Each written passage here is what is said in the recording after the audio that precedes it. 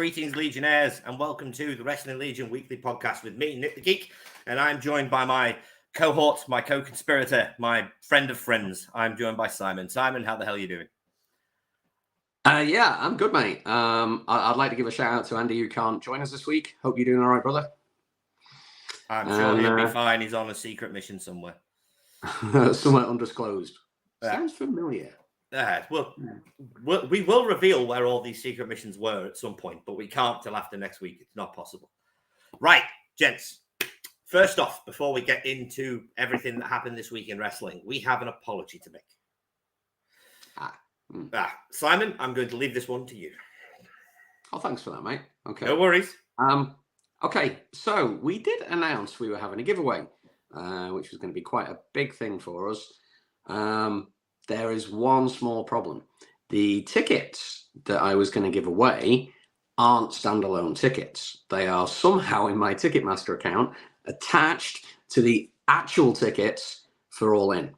So there's kind of no way I can separate them and transfer them to people. I didn't realize this until the past couple of days. I thought they'd be updated and they weren't.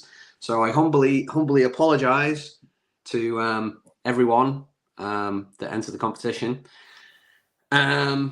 I could screenshot them and send them, but I wouldn't want to be responsible for somebody getting there and not being allowed in. So I think what we're going to have to do is put our heads together over the next week or two and come up with a way to make this up to y'all, and we will come up with something as good as, if not better. Yes. Humble apologies. It's basically technical issues that have caused this to happen, because AEW, for some reason, when you buy tickets separately, don't pull them separately. It makes very little sense. But anyway, we do apologize, and now on to the show. First off, we're going to go to Japan. First off, I want to go to Japan. Let's go to Japan. Let's go right now. But first off, we're going to go to Japan. The G1 has finished recently. It was a hell of a tournament. Eddie Kingston put in a great performance for his lot in it. Everyone, as usual in the G1, standout performances from match after match after match. But the winner, much to my happiness, was Tetsuya Naito. It has been a long time since Naito won the G1. It's perfect booking, because for Wrestle Kingdom now we have the leader of LIJ versus the traitor in Sanada versus the man who left the best named faction in New Japan to start the worst named faction in New Japan in these five guys. It sounds like a rip-off burger chain. But Sai, what's your opinion on Naito? Are you happy about this? I was happy about it. Like you say, I think he's been held back. Yeah, it's kind of what I call the Bret Hart 95 year. You know, he's been kind of kept out the main event picture for too long. He's long overdue. His time, right at the forefront again. The traitor, the whole match with Sanada makes so much sense, and it was an absolute banger that he had with Okada. Yes. One of my probably top 3 matches this year. So yeah, way to go, Naito. Way to go. And I'm just happy Okada didn't win. I like Okada, but that train has been running for 10 years now. And it's about time somebody else who is, in my opinion, just as high up on the card in New Japan, or at least should be just as high up on the card, won the tournament. So congratulations to Naito. Just over the moon for the man. Really, really happy. And hello, David. Good to see you. Oh, what we got here?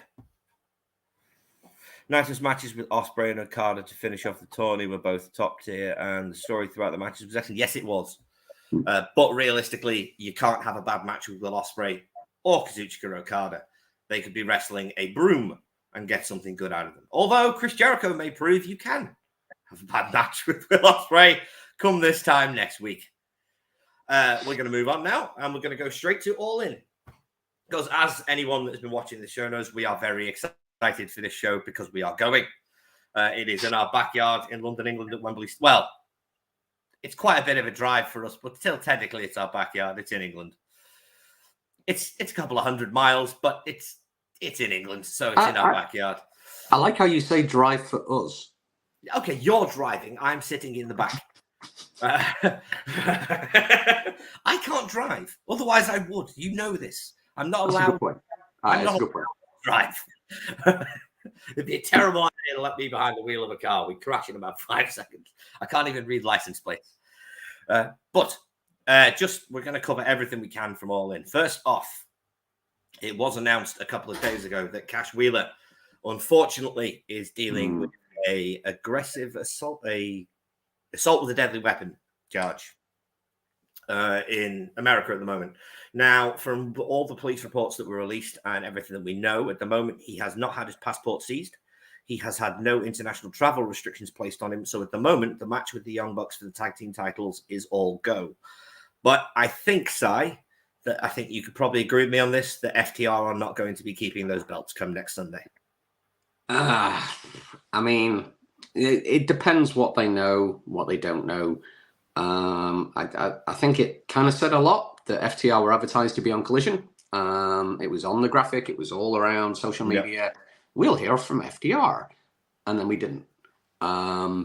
So, yeah, I think it's still up in the air. It could be that they're not wanting to let the fans down before, but I think it would be better if he's not going to be there to tell us before rather than let us down on the day. Agree. I would agree. But, yeah, I think you're right. I think they're going to have to, 95%, they're going to have to pass the belts to the Bucks. Yeah. It's a shame. I think FTR have had a hell of a run, and I was really looking forward to seeing them continue this run. But unfortunately, due to Cash's error of judgment, we are probably going to see a title change, which isn't necessarily a bad thing for us in the arena. We get to see a title change. Dude, come on. Right now, I have called the Young Bucks out for everything over the years. From the start, whenever they were the tag team champions in early AEW, the titles were always featured on Dynamite, but you put those belts on any other team, and they were never on Dynamite. They were on Rampage because Collision didn't exist at that point. That was bad booking. That has always been bad booking. But over the last couple of years, the Bucks they're still EVPs, but they don't really have any power anymore. They're just EVPs in name. Tony decides everything. So they're going to be good with the belts. That's the thing about the Bucks. You may not like them. You may not like who they are or what they do. But when it comes to their in-ring ability, they're going to do a good run with those titles. I'm an FTR guy, dude. So am I. I'm just a little bit shocked this week because, this has gone like 2 or 3 weeks under the radar without it being reported. And it happened a while back. And I can't get my head around. It's like, I think I'm quite a good reader of people. But then you wouldn't expect it from Hair. You would have expected it from Bald. Yeah, Dax seems like the more of a loose cannon out of the two. But the world's a mystery, mate. And it's only revealed in certain times. True. What's David got to say here? No restrictions on Cash as far as travel, so they say. There was a whole incident that took place while both vehicles were still moving, so there was no standoff. So basically, it's not much. The guy didn't get out of his car. There was no gun pointed in his face. We don't know the details yet. We're not going to find out the details till the case is finished because that's how the law works. But all I can say is I really hope that he can make the match. I'm really looking forward to the Bucks versus FTR. They have phenomenal matches, and it's going to be great. But carrying on with All In, let's go down the card. So, okay, right, okay. On the buy-in, so far only one match announced. That'll change. That will change. In Better Than You, baby, challenging Aussie Open or potentially the Hardys, if the Hardys beat them this week, but I doubt it. Challenging Aussie Open for the Ring of Honor Tag Team Championships. Now, I think this is all part of Adam Cole's plan. Because one thing MJF doesn't do is wrestle. MJF wrestles as few matches as he possibly can. That's his character. Adam Cole has now convinced MJF to have 2 matches on the same pay-per-view. Yeah. Which to me screams of Adam Cole trying to gas Max out before their match. And I have a sneaking suspicion that Cole will turn on MJF after the tag match or during the tag match. Because everybody seems to think Max is going to be the one that turns on Cole. Cole was a prick long before Maxwell Jacob Friedman was wrestling. I think Adam Cole is going to be the one to turn on MJF. Would you agree? Or do you see it a different way around? I think you might be right, but it could still go either way. I'm not trying to sit on the fence. But one thing that I would like to say about this, because we talked about this in the week, didn't we? We did. And it reminds me a lot. I mean, there's been criticism. I don't want to get too much into this about the UK fans not being given what they deserved. The internet seems to be split 50-50 over it. There's been big arguments. There's been thousands of people blocked.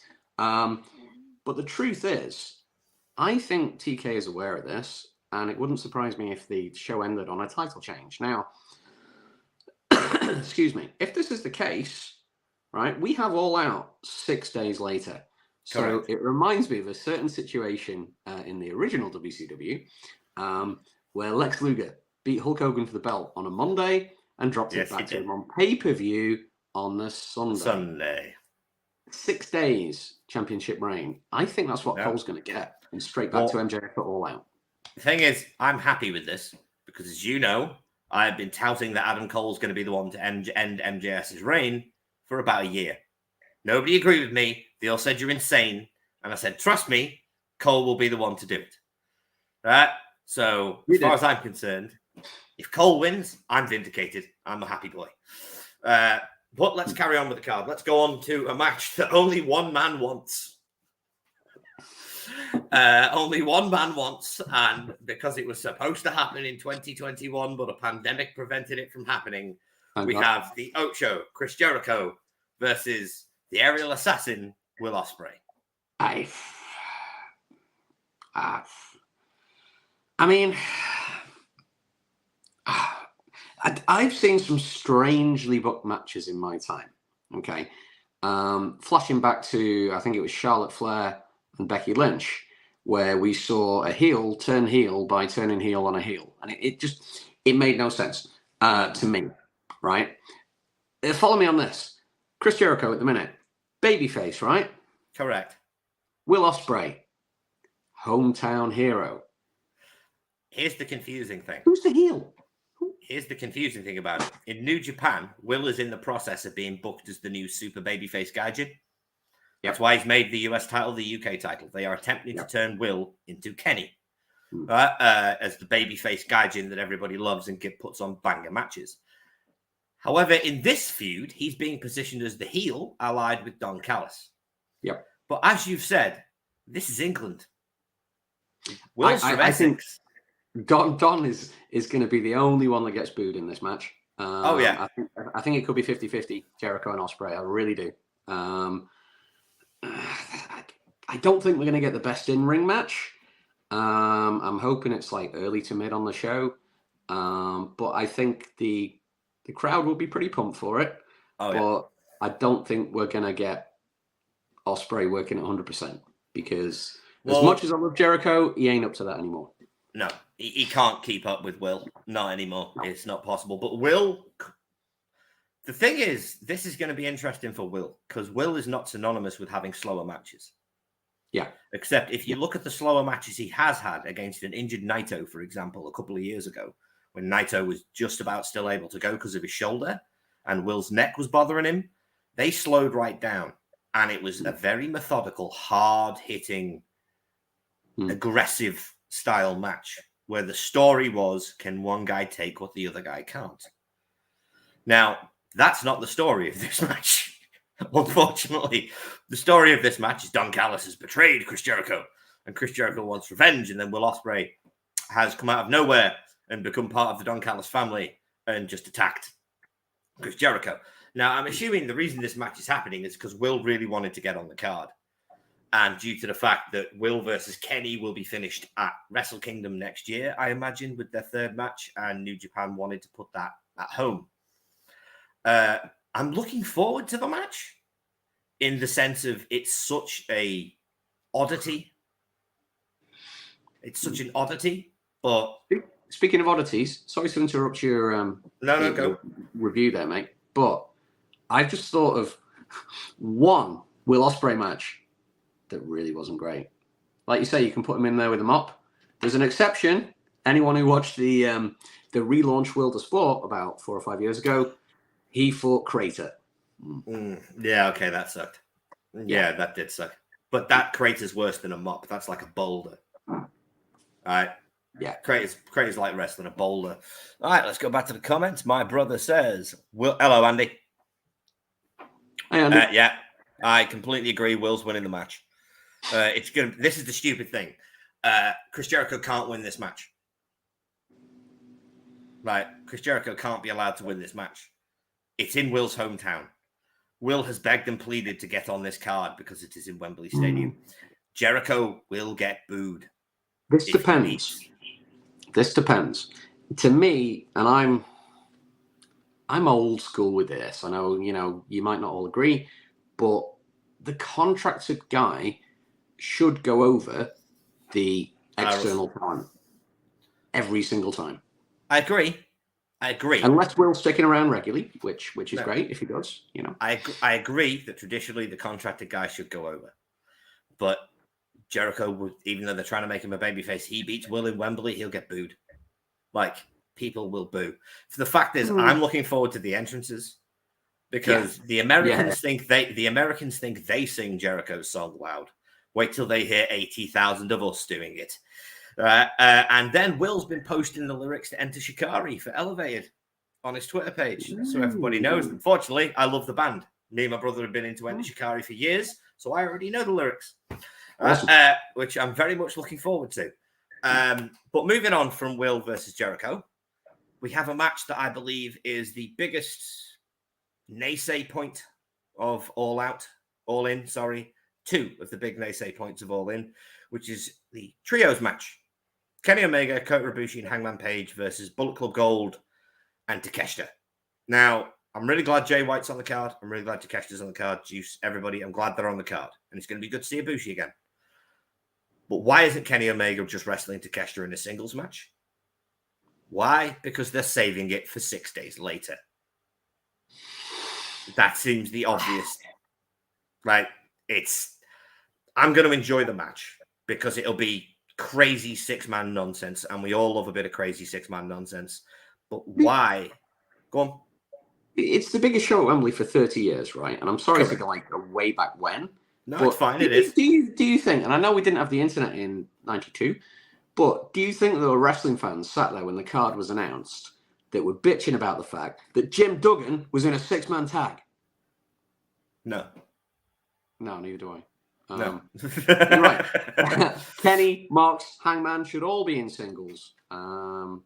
It is what it is. This is arguably, in fact, not arguably, this is the biggest show AEW will ever put on. I don't think they'll ever hit these numbers again. That's just my personal opinion. I think this is their one chance to showcase everything they have. Yeah. Not putting your guy, your poster boy in Kenny Omega in a singles match is a mistake.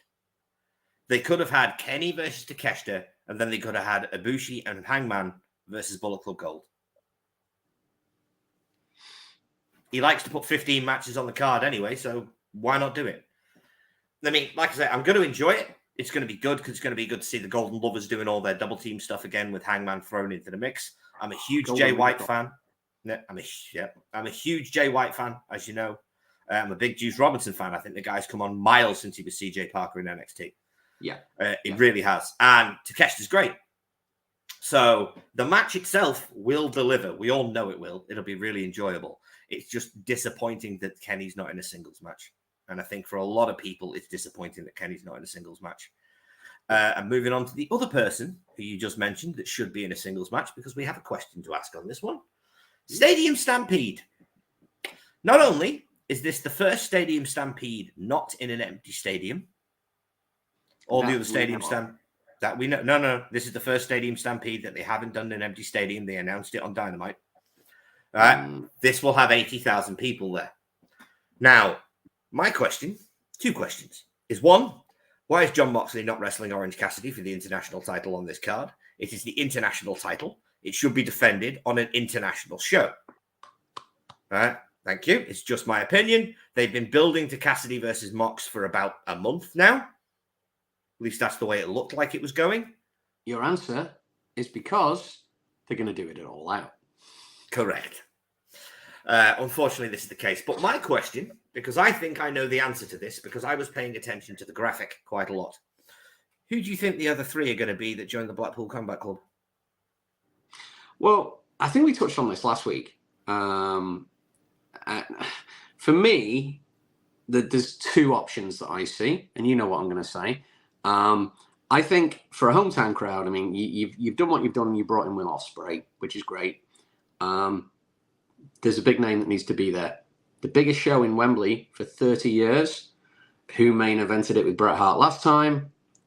Let's get Bulldog Jr. and the Dynamite Kids. Right, all three of them are fantastic. Let's bring them in. If you're not going to do that, I think we could see some of the Empire guys. Well, you see, I think I know who it's going to be. Okay. If you pay attention to the silhouettes behind the Blackpool Combat Club on the match graphic, do you know who that looks like? That looks like Brody King, Malachi Black, and Buddy Matthews. The House of Black are not on this card. The House of Black are not defending the titles on this card. The House of Black are heels. It's going to be the House of Black. Interesting. Would this potentially set up a 4-way title match for the trios belts at All Out? Quite possibly. Because everything else seems to be setting up the pay-per-view. Agreed. What we got next? Don't ask. It's fine. Right. After this match, we have the 4-way for the Women's Championship. Our hometown girl, Saraya. Toni Storm, who is just as much of a hometown girl in this country as Saraya is. We all love Toni here. She cut her teeth on the British indie scene. You and myself have had the pleasure of seeing Toni at least 7 times live. She's a wonderful wrestler. She's a wonderful human being. And she's a hometown girl here, so I expect her to get a massive pop. Versus Hikaru Shida, the defending champion, and Dr. Britt Baker. Oh, wait a minute.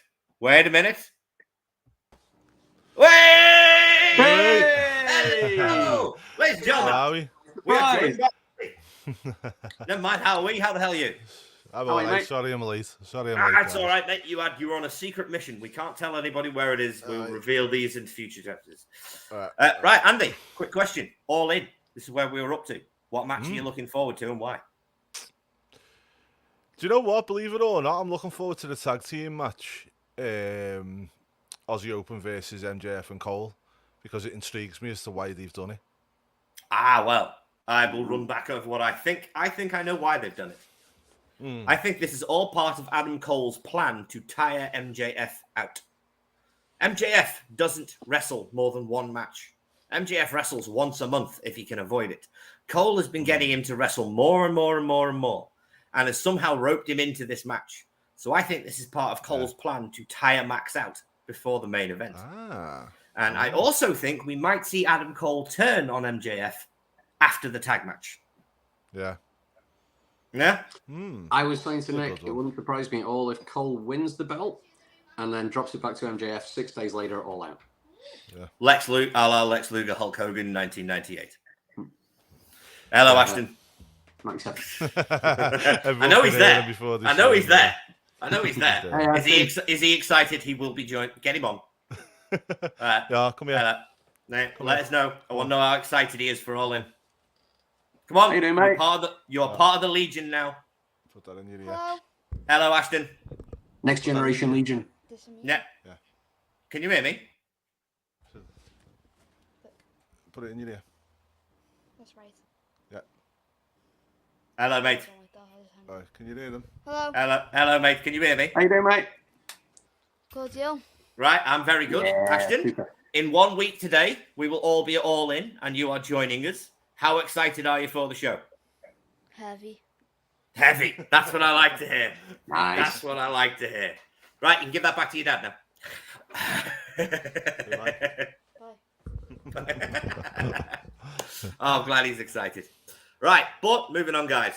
We are up to the women's 4-way match, Andy. Hikaru Shida defending against Toni Storm, Saraya, and Britt Baker. Who do you think has got this one? Britt Baker. Ooh. That's a screwball. It is indeed. Not going with If one of the they've- hometown girls. No, if they've got any sense, they'll give it to Britt Baker because, one, she's big everywhere. This is true. Two, everybody goes on. She's carried them through the Pandemic. where I think Baker did. I think Baker did even without the title. She made it relevant, and she carried Sheeta. I agree. And I think, one, Tony Storm's not long lost the belt, so I don't see it being her. And I do not think Saraya can carry the belt, so I don't think it'll be her. It's just come to me while you've been saying this. Didn't Adam Cole and Britt Baker win the first Owen at the same time? Yeah, they At the did. same time. And also, just to go backwards, I'd like to point out, Andy, I've been saying that Adam Cole will end MJF's title reign for 6 months. If this happens on Sunday, I'm happy. I am vindicated because, yet again, I was right. Doesn't happen very often, but when it does, you know I'm going to brag about it. I think MJF's one of them at the moment, mate. I think if they want to make him into what they're trying to make him, which is the big baby face in the company, then he needs to lose the title. Agreed. Because, I completely agree. Like Cody in a way, I think if they just make him the baby face with the championship, getting chased by the heel, it doesn't work as well. And I think, a la Cody, he needs to go through the adversity, doesn't he? He does indeed. He does indeed. Yeah. Oh, hang on. Andy, you're insane, but I like your theory. My brother has a very interesting theory about Saraya winning the title and then dropping it to Jamie Hayter 6 days later. Can I just interject though? He has a very sorry, say that again. What did you say then? Because I he forgot thinks the word. Saraya's going to win the title. Sorry, what was it? He's got a theory. Yeah, Interesting. But theory. let's not forget he's also got an interesting theory on fireplaces, which we won't go into. So Andy's. That's it. No, that's enough. No. Don't throw any more. Ladies and gentlemen, if you want to find out what this is, you have to go to my brother's OnlyFans account. I'll put up the name later on. But moving on. What else have we got? We've covered Jericho versus Will. We've covered the women's four-way. We've covered the Aussie Open. We've covered this. We've covered FTR versus the Bucks. Right, the main event, lads. MJF versus Adam Cole. Everybody knows what I think. No. What have I missed? You forgot the real world title. Oh, you mean Joe versus Punk? Yes, that was announced this week. Now, I am super excited. In fact, there's two matches that I completely forgot about. I'll cover the other one in a second because it's the main reason I'm going to the show. We will cover that in a minute. Hey, can I just stop? This guy below's the main reason we're going to the show. He's the main reason we're going to the show. But the main thematic reason we're going to the show. But we have CM Punk versus Samoa Joe number 5. I believe this will be their 5th match in their series that's lasted over 10 years. Right now, I thought they set this match up very well. I thought Joe being Joe and just murdering people because he wants to fight somebody is always a good way for Joe to set things up. And I really enjoyed Punk dressed up like a conquistador this week. The Golden Vampire. The Golden Vampire. So good. It was so brilliant. And then saying, I accept, bitch. Which may have been the stupidest thing CM Punk ever did, calling him a bitch. But we will see. I'm really excited for this match because I've never seen Punk live. I've never seen Joe live. So I know. Yes, you have. Yeah, yes, you have. Oh, no. I haven't seen Joe. Yeah, you have. Oh, yeah, we have. Ring of Honor. Dumbass. My brain is not working today. This is the problem that I don't get any sleep, ladies and gentlemen. So we have seen Joe live, but this is the first time that I will have seen CM Punk live. Now, after seeing Joe live, I agree with our cohort's theory over here that Joe, unfortunately, can't go like Joe for more than 15 minutes anymore. Yeah, it's sad. Really It's sad, but he's at that point in his life when he can only do old school Joe for about 15 minutes. But I believe that Punk is roughly in the same boat as Joe. Whereas Punk can still tell great stories, but as far as athleticism goes, he's not got it the way he used to have. Can I just say something very quick about Joe as well? Of course you can. It broke my heart at Ring of Honor to see the way he was because it just didn't look like he could go at all. But I always slag AEW and Ring of Honor per se for the production values that they have. But over the television, he comes across a lot more monstrous and a lot more like he can still go than when you actually see him in real life. Because I remember, obviously, I remember the Ring of Honor started not long before we went, and it was part of my weekly view, and I really enjoy Ring of Honor. And seeing seeing Joe on that compared to him on when we actually went live was really, really different. So gotta give AEW and or Tony Khan and the production team a bit of a kudos there for that, because they do make him seem a lot more. Joe comes across as a killer still on television, which is what he needs to do. It just depends on whether he can translate that now. Well, that's why I'll be honest. I'm not looking forward to that match for this reason, because he does translate well on TV, but I know from Ring of Honor he won't translate well in live. Yeah, no, I think we're probably disappointed. But who do you think's going to win? Oh, Punk all day. Yeah, so do I. It's just, and I think there's another match down the line because they will be tied up if Punk wins. If they'll be tied up at 3. I think it's 2-2 if Punk wins this match. Or no, it'll still be 3-2. Basically, what it is it's a get Punk on the card match. To me, it doesn't mean anything. Unfortunately, I know they've had all this series beforehand and that, which is something that they can potentially try and play into. But to me, it's just basically who on the card can we get to work with Punk. That's a professional. He'll do a job, and we get the big pop at Wembley for him. And Joe's being picked to do that. Yeah, 100%. Yeah. Also, the match that I am looking forward to more than anything else on this card, boys, because of one man. I, as everybody who's ever watched me on the internet knows, I'm a wrestling fan because of one man and one man only, and that is Sting. Never in my life did I think that in 2023 I would get the opportunity to see Sting wrestle, let alone in an effing coffin match with Darby Allin as his partner against Swerve and AR Fox. This is going to be the most batshit crazy thing on the show. I think it's going to be thoroughly enjoyable. I am going to cry. I am not going to lie. When Sting comes out, I'm probably going to cry because he's the reason I'm a fan.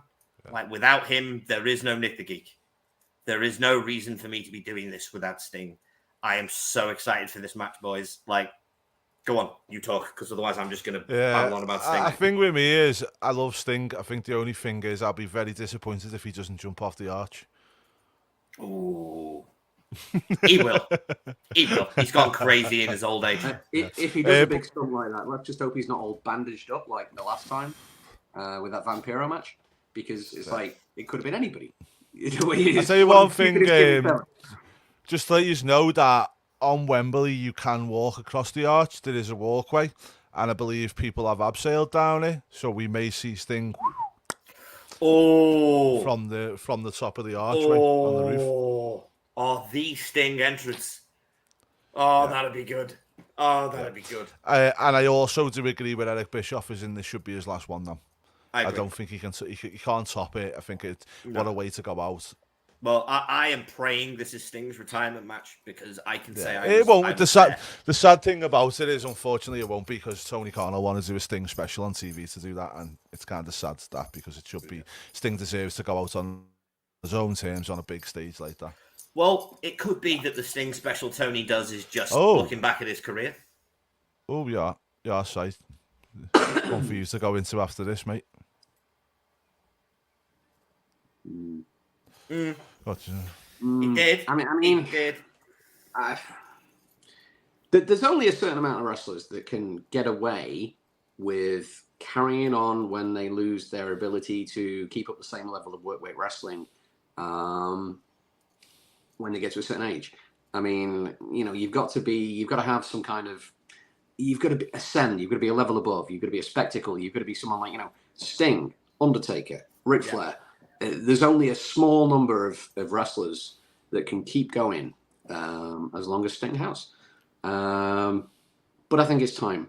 I think it's the right place with the crowd, the size of the crowd, that we're going to have. Yeah. Not 100% sure it's the right match, but it's definitely best keeping him in a tag match and protecting him. Quick question, boys. Was Sting on Collision in Korea? I can't remember. Yes, he was. Well then this is the second biggest crowd Sting will have ever performed in front of. Arguably third. It depends. Yeah, turnstiles. Let's not get into that. We're not going to get into that. We're not going to get into that at all. Right. Right, but one thing I'll say is I want to keep pushing that narrative, because if WWE think that's real, or you think people think it's real, then the likelihood of us getting a big massive event in a stadium here is just growing. So exactly, keep it. Yeah, keep spinning that narrative. Say you sold 90,000 tickets in a day for WrestleMania, even though you didn't put that many on sale. Yeah, just for the record, by the way, I just want to say I was checking the tickets because I am a sado, and that's what I do. Even when I don't go to events, I still check them all. I mean, hopefully I'm going to that event anyway, but I do check them. There was not a single combo seat outside of the ringside area that was on sale. Yeah, so that's not 90,000 tickets. It's just not. It's not. But moving on, boys, because that, I think, is enough about All In for the day. We are going to talk about Edge. Because we all need to talk about Edge. We all love Edge, and Edge has his last. He has said after the match on Friday on SmackDown against Sheamus, which was a tremendous match. He has said he will never be. That was his last match on SmackDown. Now, this, by the sounds of it, is Edge deciding to end his career on his own terms, and he is just about done. And then we have all the crazy people thinking that Adam Cage, as Simon has coined it, is going to show up in AEW to team with Christian in the next few months. You're all crazy. Edge is a WWE guy. He ain't going to AEW. He didn't come back to wrestling to extend his career. He came back to wrestling to end it on his own terms. And you have to respect the guy for that. Simon, I know you're a big fan of Sexton Hardcastle. Right? I know you're a big fan of Damon Stryker. And for anyone who doesn't know, that was Edge's... Thank you. For anyone who doesn't know, that was Edge's name in WCW. Sexton Hardcastle. No, Damon Stryker. Damon Stryker. He was on WCW Saturday Night as Damon Stryker. Yeah. I've been a fan for a long, long time. I think one of my peaks in wrestling was through the summer of '98 when Edge came in, and we saw him beat pretty much one Barikra. I can't even say it. Barikra. One. Thank you. One after another, whether it be Miguel Perez, Jose Estrada, Jesus Castillo, or Savio Vega. He kind of went through them all, and he got on a win streak, got up to maybe 11, 12 matches in a row, winning every time, using the downward spiral. I was captivated then. What a great send-off, in a big crowd in his hometown. I wouldn't personally have picked Sheamus, but it ended up being a really good match. Yeah, and them two are really good friends, aren't they? So I think from his own perspective, it was really the right move. Yeah. I mean, 25-year career. Okay, maybe he had 10 of that not wrestling, but let's forget that. He's one of the, probably at least top 10 or 15 of all time. In my mind.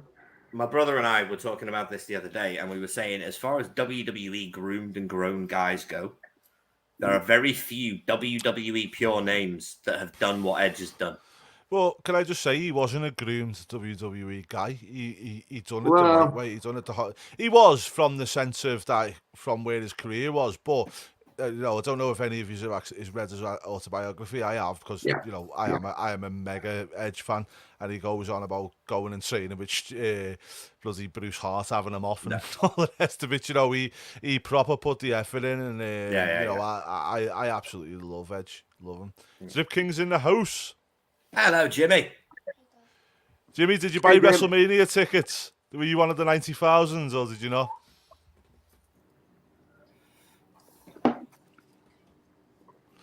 But no, I absolutely love Edge. Absolutely love him. He's like one of my favorite of all time. The Rated R stuff was the best, with the music and everything else. His Rob Zombie theme tune as well. He's always had that instant, hasn't he? But I think one thing for me that I love is the fact of, like, he didn't, like, he done everything his own way. He trained, he wanted to go there. Christian being there was another big thing that he got to do it with his best friends. Even down to the fact is, when he was tag teaming with Hogan and won the tag team championships, how much that I felt for him. Do you know what I mean? Yeah. It's like he done it all great, didn't he? Do you know what I mean? And that's the thing. Edge's career has been just.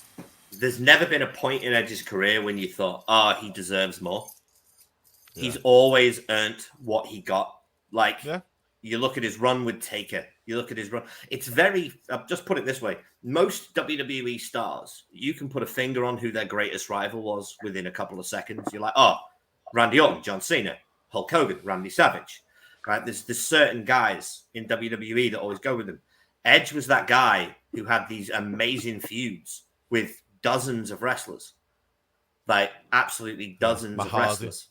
I think Mahardy I was just going to say, yeah. You know, one of the best Raws of all time. I think maybe the best sign I've ever seen was that Raw back in 2002, 3, somewhere around there. And the Edge Speared Lita sign was just, fantastic. I mean, Edge is pretty special in the fact of if you actually go and say for someone who's a multi-time champion, who's done it all, he was up there and all like that. And if you say the best match or feud that Edge ever had, you're always going to say TLC, which is very rare that somebody of that stature is remembered for the tag team wrestling just as much as he is for the singles run that he had, you know? No, I'd agree with that. Well, Edge is Mr. TLC. Like, if you think of TLC matches, you think of Edge. Like, when I think of the Money in the Bank match, I think of Edge. It's a good shout. Edge is the man match generation, much like Seth. Yes, I would agree. Yeah. No, I'd completely agree with that. He was number 3. Edge was always the third guy. Like, Randy was always the third guy. Right? If you get what I mean. There's always, like, it was Cena and Randy, but then there was Edge always in the middle, feuding with one or the other, or being partnered up with one or the other. Yeah. No, it's a good comparison, Jim. Very good comparison. Very good comparison. And I've got to say, he's probably got the best entrance in WWE over the last 20 years. I mean, why? Alter Bridge. Because he keeps constantly reinventing himself. You know, it's like Jericho. Always comes back with a fresh gimmick, a fresh look, fresh music. And it's a hit every time, isn't it? Yeah, I mean, the one thing I will say is I was so glad I got to see him at Clash of the Castle with the full Alter Bridge entrance because the WrestleMania entrance was absolutely shocking.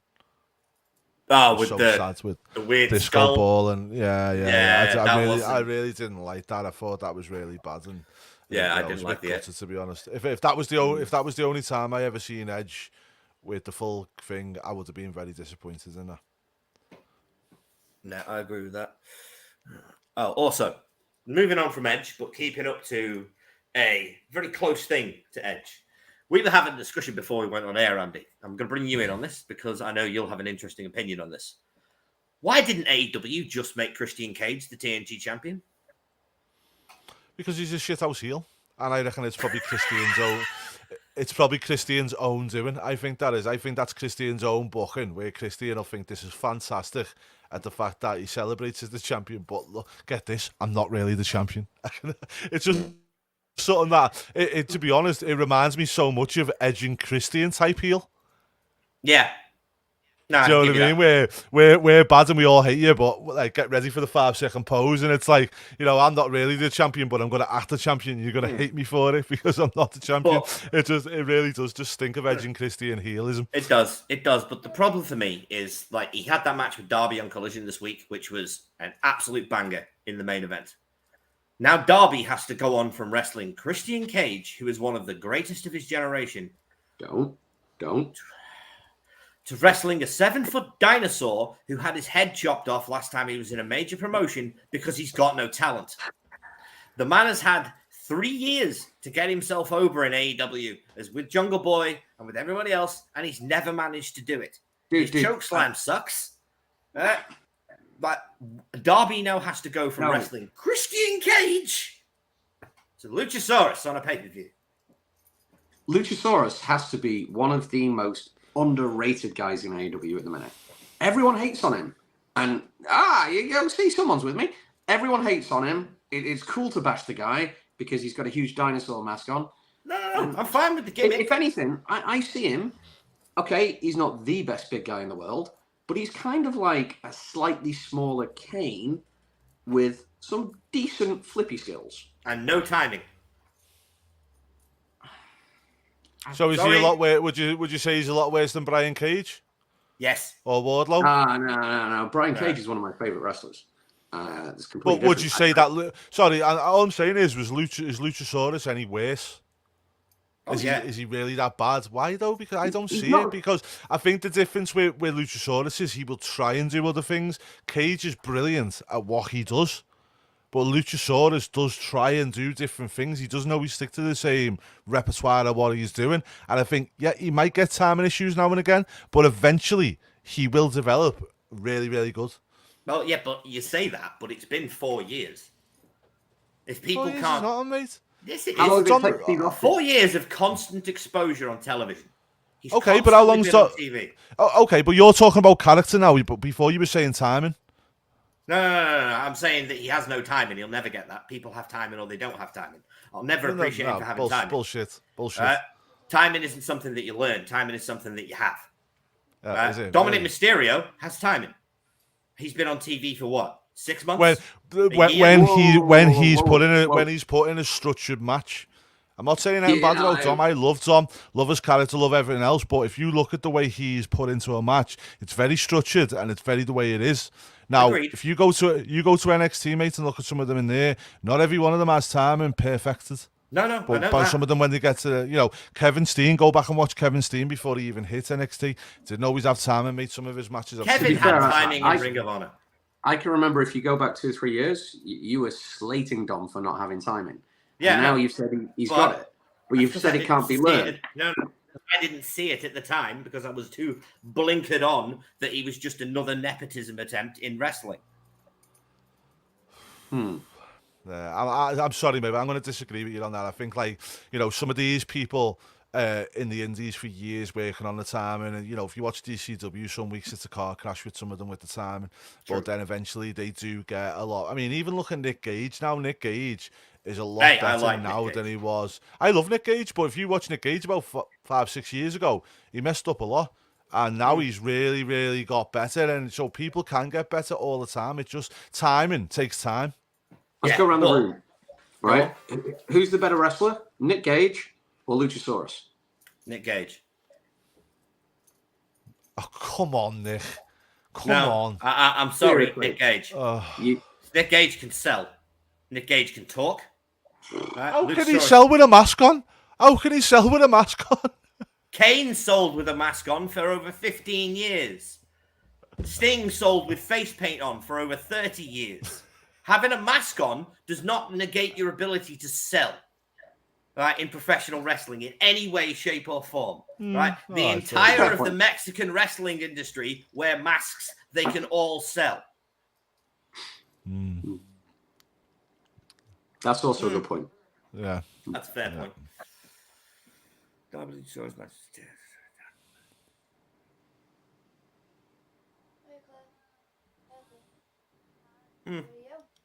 Yeah, probably. I hope Darby wins the belt anyway. But moving on from Luchasaurus and the TNT Championship. And can I just say, sorry, I'm very excited to see Darby Allin as well because I really rate Darby high. I always have them. Yes, I am really excited to see Darby. Also, quick question. Do you think that this potentially leads to Sting having a match with Darby to pass the torch? Potentially, I mean, it's one of them. I don't think you need to do that. I think if you do that with Darby, then it could actually hurt Darby rather than help him. Where I feel like if Darby's there to celebrate with Sting and Sting passes the torch on by saying, right, I'm going to leave it in your capable hands and off he pops. Good way to do it. That works. That works for me.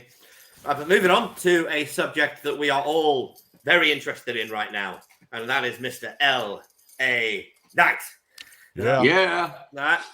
Now, we all watch SmackDown, I presume. Yeah? He lost again. I like it. Not again. It's the first time in a few weeks. First time in a few weeks. He's beaten Now, Top Dollar, and I liked the way he lost. I actually liked the way they had him lose. He didn't lose. He was distracted. And then classic wrestling distraction, gets rolled up, gets pinned. Yeah. Do we think this is the right move? Or do we think they're taking things a little too slowly? Andy? No, I don't think they're doing it slowly. I think they're doing it at the right pace because every week I want to see more and more of it, which is good. Let's look at some of the people that come into the company over the last 3 or 4 years. Do you always go through the Miz on the way up? Everybody seems to go through the Miz. So for him getting put in it, so him getting put into the Miz vortex shows that they are starting to take him serious, in my opinion. I feel like the bloodline's still going that way, so you can't really pull the trigger on him just yet. And I also think if we're going to do it and we're going to have that WrestleMania moment with him, which I can see it happening, I don't know how we get there, but I see that's where they're going to fulfill the prophecy with him, then, I'm happy with the way we're doing it now. Okay. Si, question. Do you think LA Knight should win the Royal Rumble? No. Why? Because it's too soon. It's too soon. LA Knight at the minute is super over. But like they did with Cody, they need to make sure that it's got longevity. And they need to make sure it's not just a flash in the pan, right? You think about Steve Austin. How over was he at King of the Ring 96? Would you have put the world title straight on him? No. He waited the best part of 22 months before he won it. And LA Knight's at that stage. He needs the IC belt or the US belt. No, I agree with that. And I think right now, the US belt needs somebody like LA Knight. I mean, it's great that it's great that it's on Rey Mysterio. I love Rey Mysterio.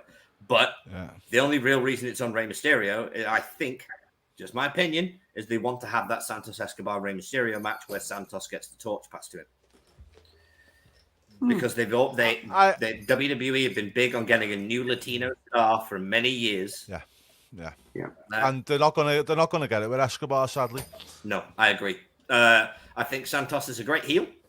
I do. I loved his work in NXT. I thought he was a fantastic heel. I don't think he's a very good babyface.